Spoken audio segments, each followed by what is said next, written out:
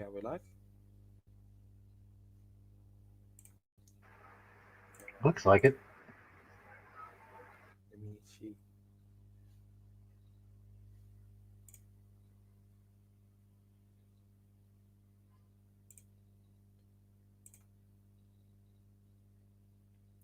I'm gonna,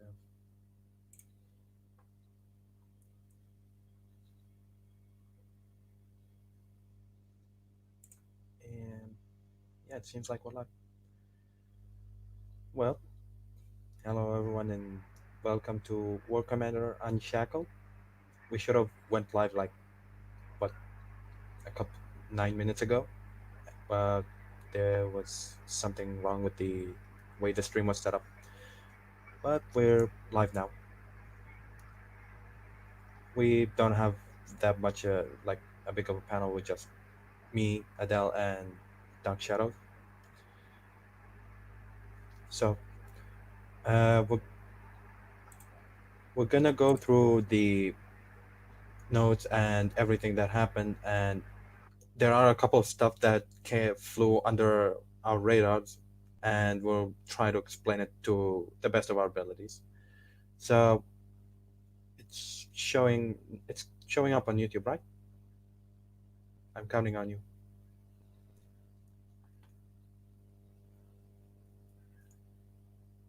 Is it? Well, give me one moment so I can bring it up. Hold on.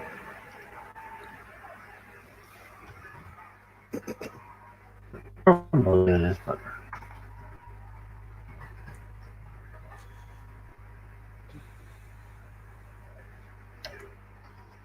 Okay. So we'll go over the destroyer first before we move to the other stuff. Let's see. So it's a and it unique. is live. Wait, what? You are live. Oh, well, I know that, but I was like, is it catching up on YouTube? Like, is it Oh, showing you're now fine. on? You're going to be Okay, about, honestly, about 15 to 30 seconds difference between you're seeing and what's not showing up on YouTube. So you are there. And hello, John. okay, cool. I'm going muted because I'm actually in the middle of a holdout phase. Okay, good hunting. Anyway, so we have the destroyer faction. Survivor is unique. It's a ground vehicle. It has cannon and a hull mounted rockets. Type burst. Size is 750. Goes down to 562 with the reduction from the war factory. Its health at level 1 is 181 million. At max level, which is the level 30 when the Omega version comes out, it's 239 million. DPS at level 1 is 3,840k, and at max level it's 17 million and 760k. Max speed is 1.1, max range is 550. Crew driven by the lust for battle. The destroyer thrives on destruction. Each air unit killed increases its turn speed. Each ground unit killed increases its movement speed, and each building destroyed increases its damage. So, from what I've seen from people on Discord and from a couple friends that have it built and tried it out in Holdout, this thing is basically something that you would refer to as a support damage dealer. If you can keep it alive, it's gonna do a lot of that. It's gonna do a lot of damage, and it's gonna serve you well in battle. So in PvP, the way it's gonna protect you is against the devouts that are coming rushing at you.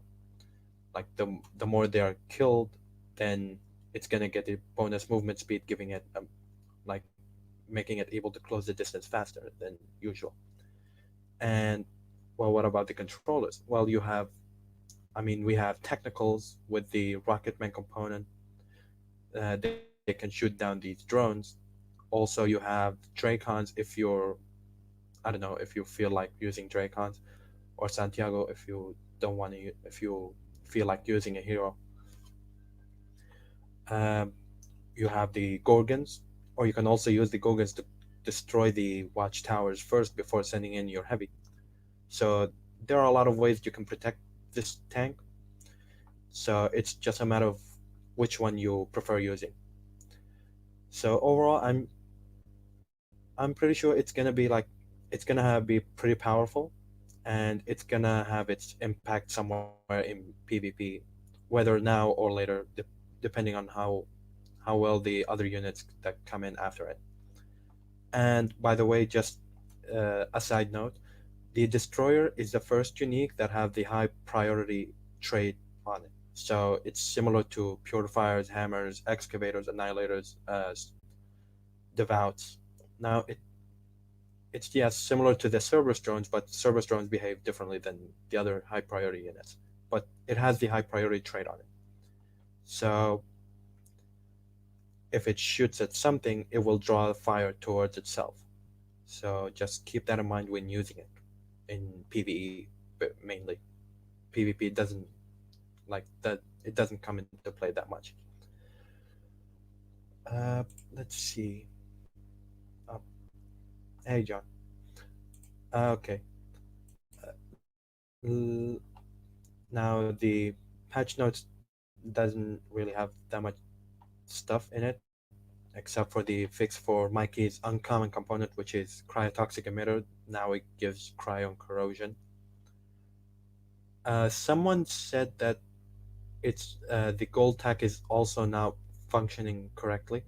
I'm not sure if the devs know or it didn't like it's more difficult to fix than this one, but we'll see once it's um, we'll see we'll see about that in future releases, and we'll see if what happens. Now we'll get the gear store out of the way before we move into holdout. So let's see. Uh, we have the new additions, which are Gorgon at 650k. We have the anti-projectile chip at and the telemetry chip at 150k each metals. Defensive and offensive loadout at 300k metals. Drone crew and countermeasures at 600k metals each. And Hand of Malachi and technical drift return. Hand of Malachi at 30k metals and technical drift is 220k. Those were definitely popular choices among many players, probably more towards the low end players. So, yep, that's there. It's nice to see them back. Uh, Now I know everyone's like, it's too expensive, and it's like these prices are too expensive, and we need an extra metals capacity to hold them like something enough to buy a good chunk of these components or even units. But you're gonna know, just I mean, I'm not gonna say no to it, because I mean, Kickside can do whatever they want, but careful what you ask for. If you ask for an increase to the metal capacity, then you know what's gonna come after it. First of all the prices will become inflated, and it will basically offset everything you asked for. And then maybe 2 months or 3 months even, until you see something done to the payout. Now now it's not like they're purposely trying to screw people over. It's just like there are stuff that there are scheduled stuff that they have to keep working on. So they'll try to squeeze something up every now and then, like for example, increasing the payouts, giving something extra here, giving something extra there.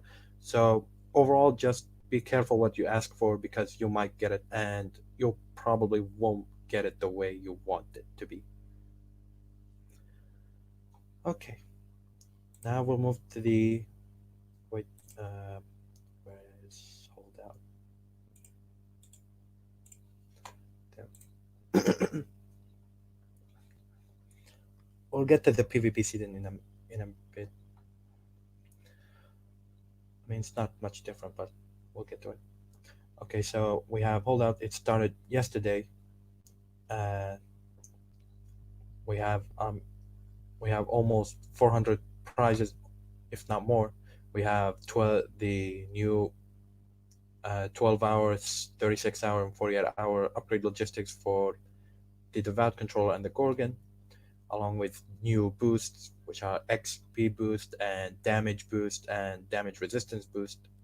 We have the enhanced diamond tech for the Kraken, defensive unique tech, including the Pegasus techs if you didn't manage to get them from the bases for whatever reason.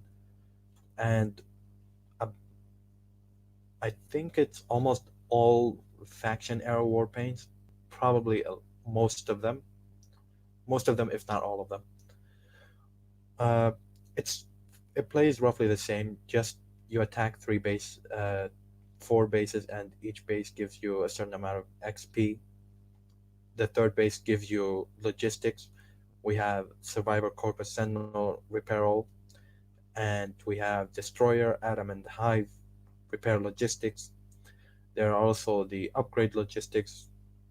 Now, here's where people mostly got it complicated. The limit on these upgrade logistics are four for each. And I'm saying the limit on buying them and not the amount of you can hold. So you buy four and that's it. You can't buy any more.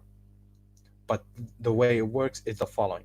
You get four of the 12-hour logistics, and not just it's not just limited to one unit. Like you can buy 12-hour logistics for Devout Control and Gorgon. You can only buy four of those. And if you want more upgrade logistics, you can go and buy the 36-hour ones. You can buy four of each as well. So you can buy up to 12 total upgrade logistics for each of these three units. 12 for the Devout, 12 for the Controller, 12 for the Gorgon. Four from the 12-hour logistics, 4 of the 36-hour ones, and four of the 48-hour ones for all of these three units. So totally, you can buy 36 logistics divided across these three units. Let me see. There's no question. Um, okay. So if I'm not clear, I'll check the comment section and I can clear it up more if you like. So let's see. We have the Kraken Diamond Tech. It has 15 levels, increases damage dealt by 2%, and reduces all damage received by 2%, and allows multiple projectiles to hit the same target. So basically, if you remember back when the Kraken got released, it was bugged to like shoot the same target with 16 streams of damage. So now it is an intended mechanic once you equip the Diamond Tech on it. Now it has 15 levels, but each of them are divided into tiers. Tier 1 is 5 levels, Tier 2 is also 5 levels, and Tier 3 is 5 levels. Each upgrade is 1 day. So in total, you need 14 days to max this Diamond Tech. And it goes up from 2% at level 1 to 30% both on damage resistance and bonus damage at max level. How much this is going to put the Kraken, like, is it enough to put it back in base defense? Time will tell. Because it's not something new, but it's something that is new currently. So depending on how good the Kraken is against single targets and how good it was when it shot at one unit with all of its streams, time will tell. But for a corpus only base, it will probably be a pretty great addition to them. So yeah, I'm looking forward to having it. I don't have it yet. I only started like one run of Holdout, so I'll make sure to get it. Now here you have the payouts. 150k for beating base 1, and you have 350k for beating base 2, and base 3 you get 500k. and completing base 3 will give you either Survivor Instant Repair, Corpus Instant Repair, Sentinel Instant Repair, Destroyer Atom Hive Instant Repair, or 500k XP. Now, the 500k XP comes regardless whether you got a logistic or not.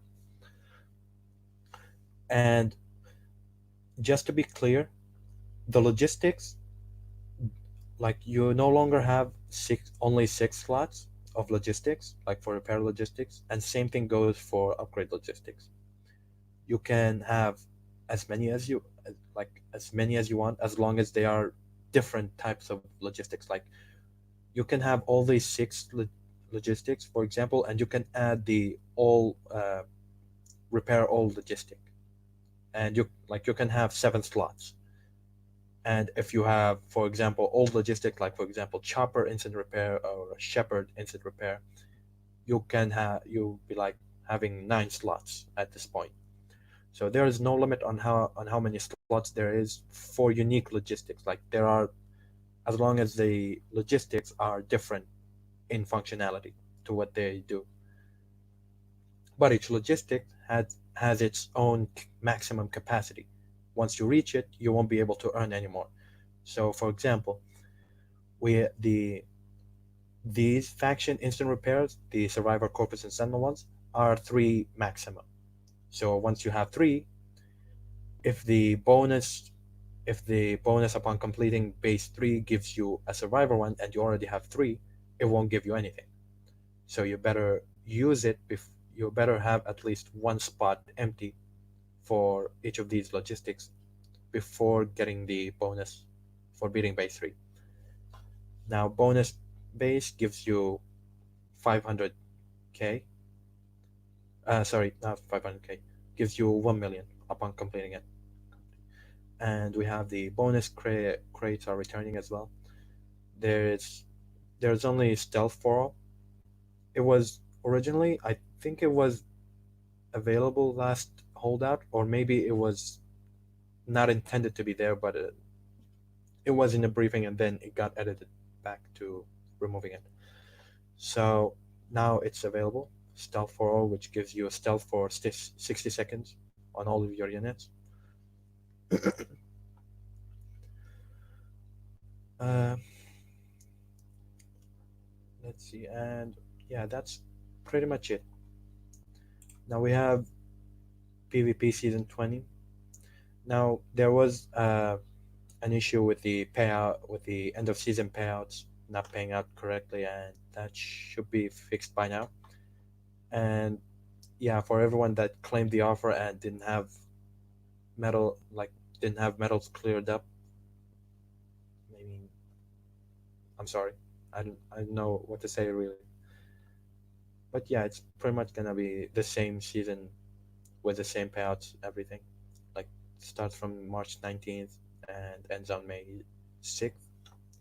So you have about 2 months, maybe a little bit more or less. Yeah, there are some that are uh, 3, some are 1. Like for example, the Atom, Hive, and the Destroyer logistics are max of 1, so you can only hold one of them. That also applies to the unit specific logistics, like the Devout, Controller, Gorgon, and the Ogres, for example, as well. Like it's only maximum of 1. Now, I don't have um, I don't have the images of the boosts, but in case you noticed, there are a couple new boosts in the store, and there are like reduction in damage taken, increase in damage dealt. There are also bonus XP when you beat a wave. There are like 100. There are like silver, bronze boosts, and there is also a gold one in the boosts section, which you can buy them with gold. Now, though, I'll explain them how they work, and hopefully, if you can, like, if anyone is having trouble understanding them, you can direct them here, and hopefully they'll understand it completely. So the way they work is you just buy them and they'll work. Like that's basically it. There you buy the XP bonus and it activates immediately, just like how you buy the boost in the boost section. Now you can stack them, but the way they work is different than usual. So for example, you can have the bronze the bronze damage boost, the bronze resistance boost, and the bronze XP boost on at the same time, and you can also stack them with the silver ones, with the silver equivalent of them. So silver damage bonus and the damage resistance, as well as the XP boost, will also stack together and they won't cancel each other. If you try to buy the same one, it won't work. It will only extend the duration back to the original duration, which are the bronze one is 1 hour and a half, the silver one is 3 hours, the gold one is 6 hours. And if you like, for example, if the gold one is like 3 hours in and it has like 3 hours left and it will be finished, so you can buy the gold one again, and it will refresh with the duration up to 6 hours again. Now, whether you want to do it or not, it's up to you. So basically, you can have all these 9 boosts going at the same time, like bronze XP boost, bronze, silver, and gold XP boosts running, and then bronze, silver, and gold damage resistance boosts going, and bronze, silver, and gold damage bonus boosts going on at the same time.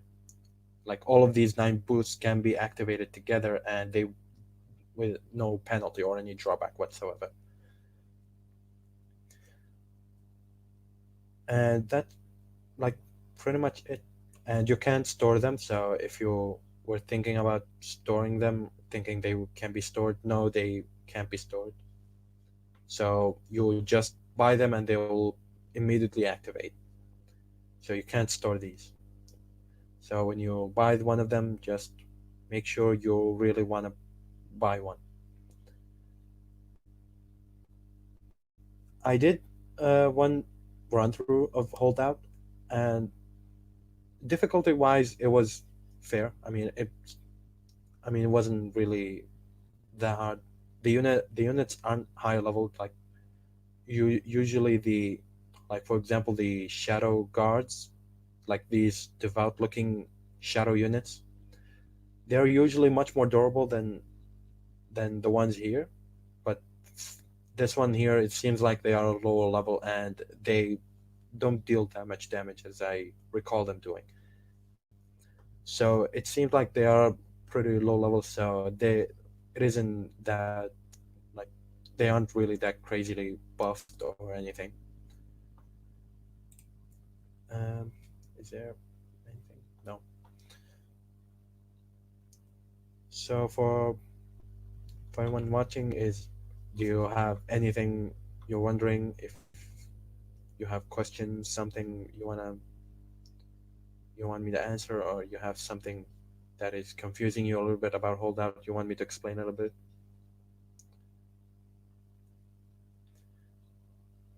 Because other than that, we pretty much covered everything. I mean, I could possibly go over the release of the Gorgons, which was like everyone was like, it's it's complete like not Gen 4 like what happened with the Devouts and the controllers. I'll explain it this way. The theme of the faction comes in, like, does contribute to the design of the units.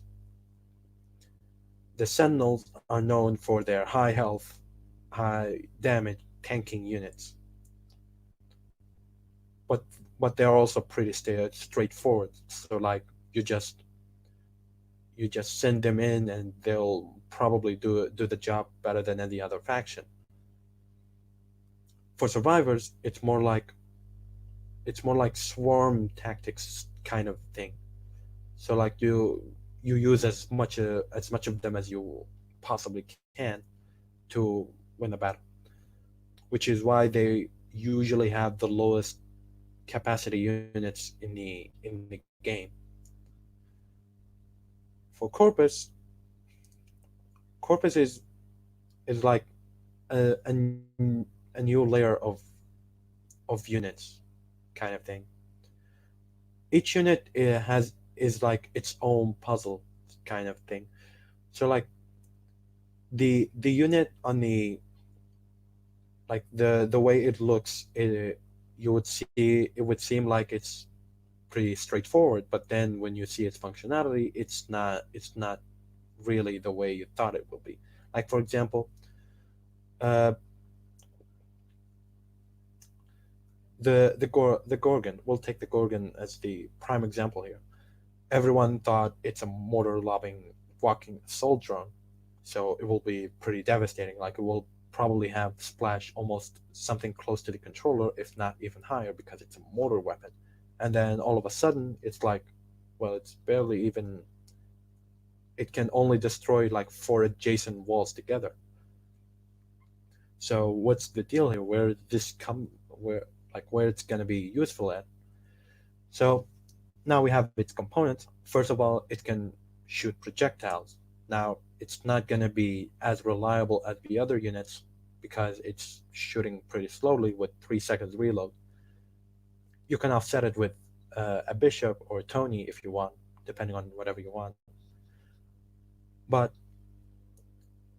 it, the prime power, or like the main power that comes in like the Gorgon has is its faction talent, which makes its adaptive armor 7%. Now, where this gonna comes in? It comes in very effective when it comes in PvP. I mean, almost everyone now uses controllers in their bunkers, and how many units can stand more than 10 shots or 10 controller drones without dying? Not many. So so the Gorgon here can close in the distance quickly, shoot the bunkers, and even kill the controllers that are there if you don't want to use anti-personnel shell or even have anything that provides a busted status like the bishop with fatality aura. So you can use the Gorgons here, get the towers down, and they'll probably only have like half health left. Now, yeah, there probably will be devouts in there to kill them, and devouts won't trigger its adaptive armor, but still you can fit 25 of them. So you can send in a swarm for the bunker, destroy it, and send another group against another bunker. So I mean, as long as you can take like 2 or 3 bunkers down with just one platoon of Gorgons and then send in a heavy, it's probably not it's probably not that bad of an idea if you can execute it quickly and like if you can execute it quickly and easily. So what I'm trying to say here is yes, the Gorgon isn't that much of a game changer as the Devouts and the controllers were, but it's still a game changer in its own way. It just you need to find out where it excels in and use it to your advantage the best way you can. I mean, Corpus is like gives one thing but takes another thing. Like for take the Gorgon we just went over, it's like it doesn't have that much splash on it, but the damage it deals is pretty high. Like 4 shots, even on a fully teched out Devout with its faction trait active, it only takes 4 shots to kill one. Probably 5 if it's in base defense because of the defense lab. But overall, it's still like 5 shots, which is like 5 Gorgons, and you can have like 25. So it's still not that like it's pretty easily to kill Devouts with Gorgons if you can manage to get them caught in the shots. Um, ogres, for example. Ogres are pretty great siege units if you can provide them good cover and keep them covered from any shock sources. But if you can't position them correctly from the first time, then the turning speed is their biggest downfall. So it's like get their turning get the angle right on the ogres, and turning speed won't even come up as a problem anymore. And like they can deal out a lot of damage if you can position them correctly and not like make the turning speed not even something to worry about. Uh, Let me see. Yeah, I like the holdout. I'm having fun with it. Even I only did like one run through it, so it's like s- I still needed like a couple runs to get what I need. But yeah, it's pretty neat. It's pretty great holdout. I enjoyed it for the first run. I'm looking forward to restarts once I get the hang of it and get it nailed down. Uh, I mean that's probably it for this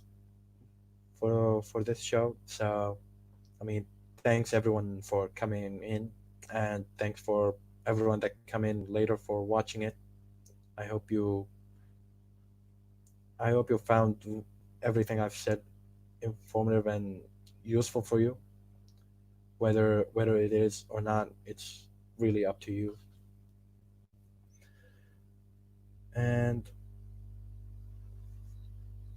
we'll see you guys next time.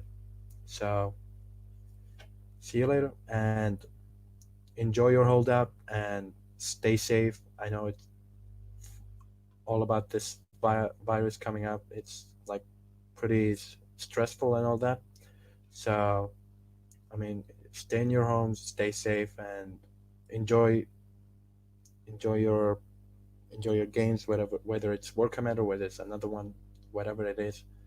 Just have a good time, and we'll see you guys next show. See you later.